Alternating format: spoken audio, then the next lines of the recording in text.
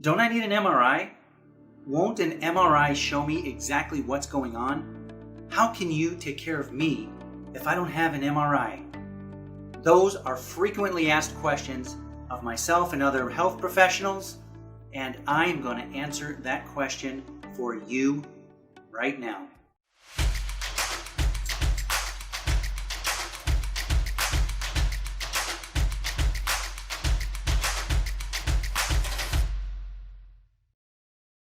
Hey there, my name is Dean Volk. I'm an international sciatica relief expert and founder of Sciatica Relief Now. I love answering questions from people in my Facebook group as well as listeners like you who pose questions to me weekly on my YouTube channel. So, what is the big deal with MRIs and why does everybody feel that they need to get an MRI in order to be treated accurately, in order to be treated correctly, in order to overcome their sciatica or low back pain? Many ways to answer this question, but I'm going to go at it from three different positions. Number one, did you know that in studies done on people with no symptoms, nearly 70% of 40-year-olds have disc degeneration in their lumbar spine. 50% had disc bulges, and I believe it was 1/3 or slightly more than 1/3 of those at 40 years old had disc herniations. These people had no symptoms. So guess what would happen if one of these people who was in this study had no pain during the study, but say 2 weeks later starts to develop some low back pain? If they would rush in and do another MRI, they would find that they had either degeneration, a herniation, or a bulge and say, that's the reason for your pain. Even though 2 weeks before it was there and they didn't have pain. So an MRI can come up with a lot of different issues that may have nothing to do with your pain. Number two, the cost involved to you as the consumer significantly increases if an MRI is performed early on in your care.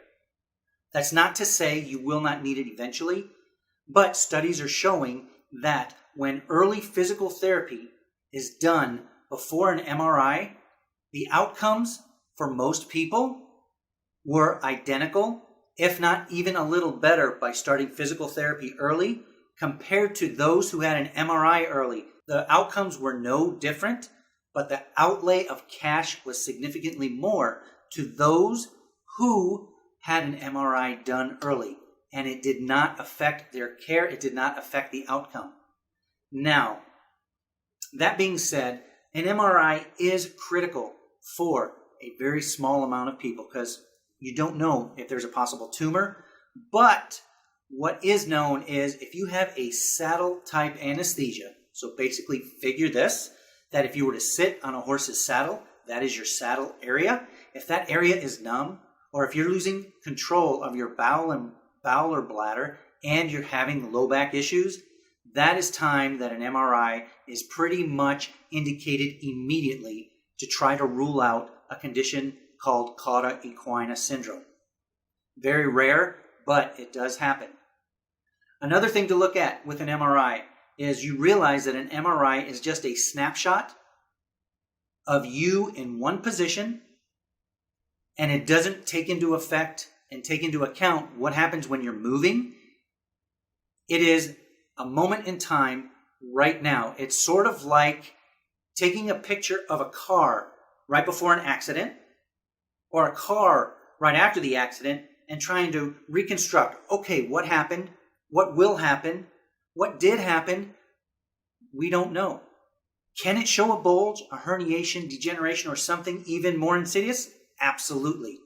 I'm not against doing an MRI when it's indicated, but for you to think that you need an MRI done immediately because you have low back pain and you want to know the cause, so many times an MRI can show a herniation, a bulge, disc degeneration, or other things that can appear to be a problem, but is really normal aging process. In the same way that my forehead has turned into a 5 or a 6 head, does that mean I have pain?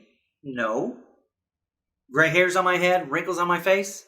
Does that mean there's a problem? No, it's normal aging, as is degeneration and some bulging and occasionally herniations in people's backs. I hope this makes things clear. I hope it doesn't confuse you more, but I hope it gives you an understanding of why MRIs are not done immediately and why they are not foolproof to say, hey, you have a herniation, therefore you have pain, because so many people have herniations, many more have bulges in their spines found on MRIs, but have zero pain. So the great news with all this is if you've had an MRI and it shows a herniation or a bulge or degeneration, that doesn't mean you have to have pain from that. So to me, that is good news. I hope you enjoyed this information. If you did, please give me a thumbs up. And if you can click the red button to subscribe to this station so you can get the weekly release of videos that I try to put out on a weekly basis. And if you would like to join about 7,700 people who are dealing with sciatica and piriformis syndrome issues as well as low back pain, please join my Facebook group, Sciatica and Piriformis Syndrome Relief Group. I look forward to seeing you next week.